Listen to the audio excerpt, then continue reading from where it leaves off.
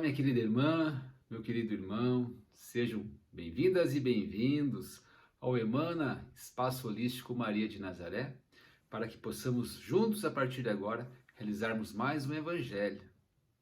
Gratidão da presença de vocês. Muito bem, já convido a você para que tenha também o seu copo de água, para que o mesmo possa ser fluidificado pelos bons amigos espirituais do plano maior que aqui conosco se fazem presentes. Meus queridos irmãos, minhas queridas irmãs, é com sentimento de alegria, de gratidão, sim, de agradecimento, por mais essa semana que se inicia.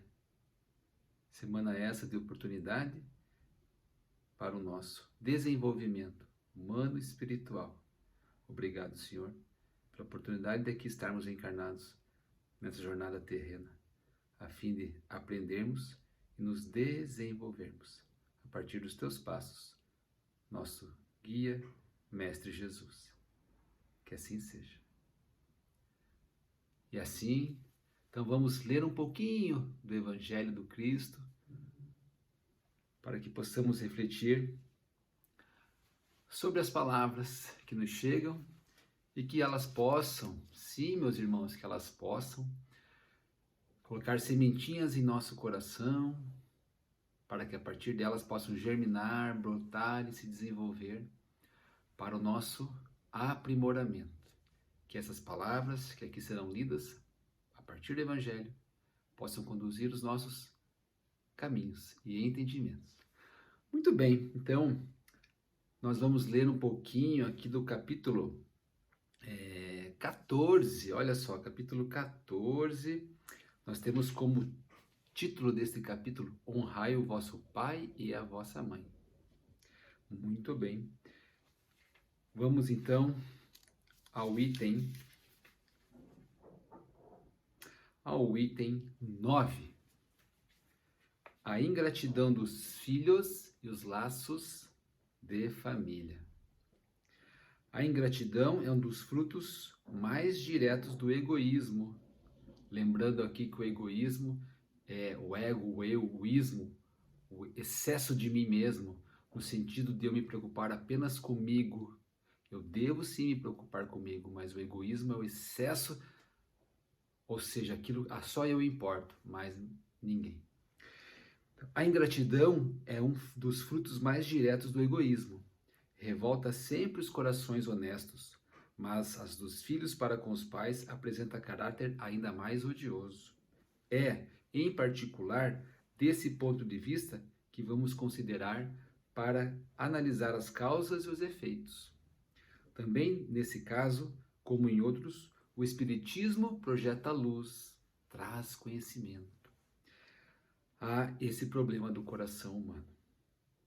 Quando deixa a Terra, o Espírito leva consigo as paixões e as virtudes inerentes à sua natureza. Continuamos sendo quem somos, com as coisas boas e com as nossas limitações.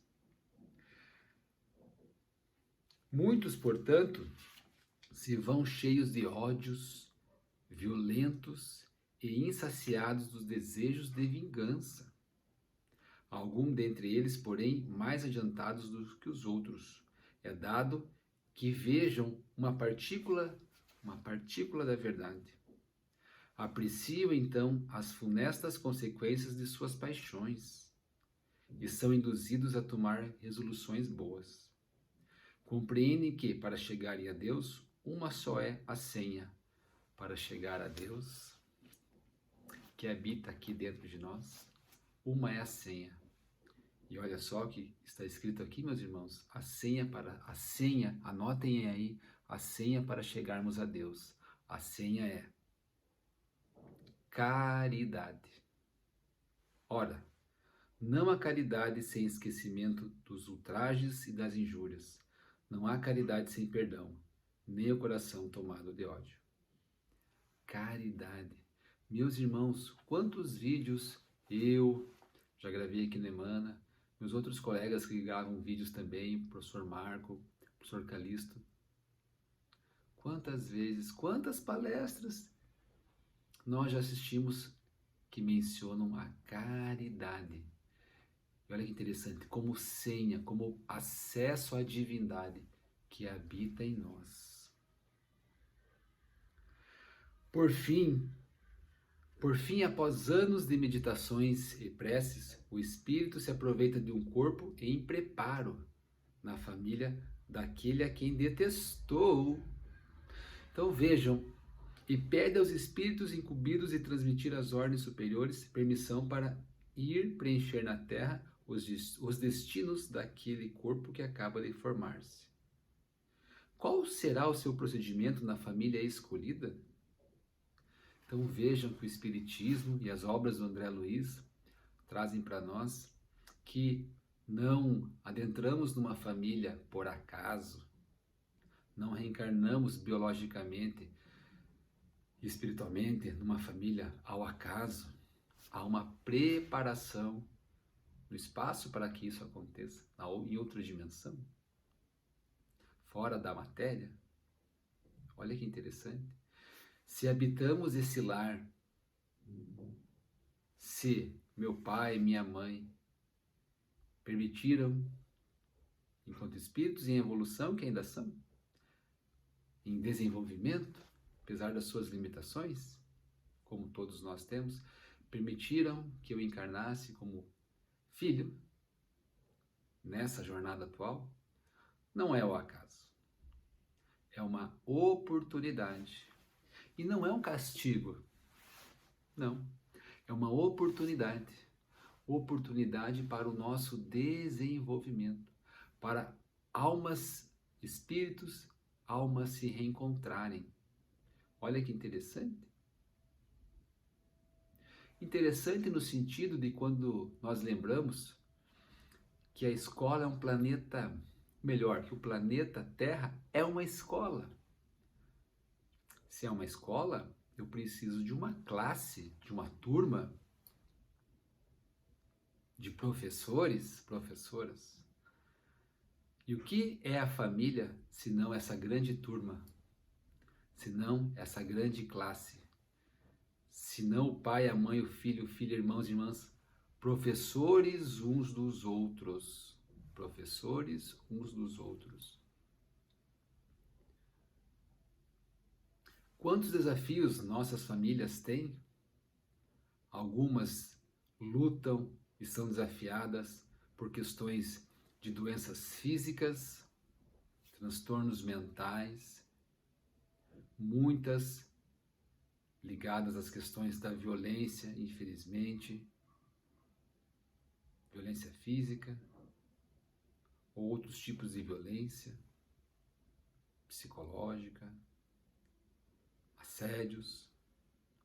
Quantas famílias padecem por questões de ordem financeira? Quantas famílias a ausência do amor, ao excesso do egoísmo, à preponderância da inveja? E quantas famílias tudo isso aparece em vários momentos diferentes e nas nossas famílias também, no nosso núcleo familiar também, na minha casa também, as dificuldades, os medos, os anseios, as limitações, pois não há privilégio para ninguém nesse planeta Terra. A gente pode achar que quando a gente identifica uma pessoa de posses materiais, essa pessoa é uma privilegiada.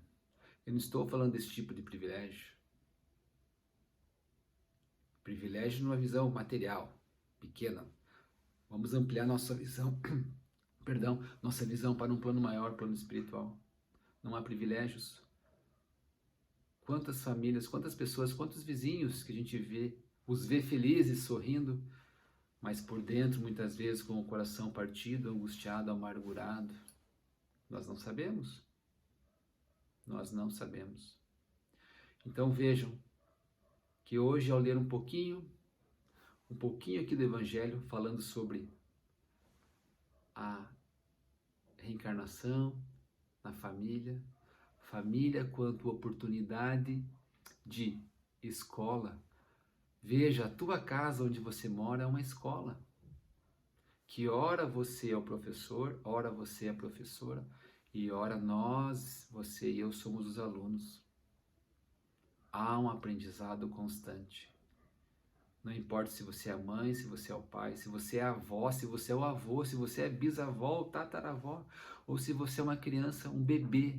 Ora você é aluno, ora você é professor, porque um bebê também ensina, e muito.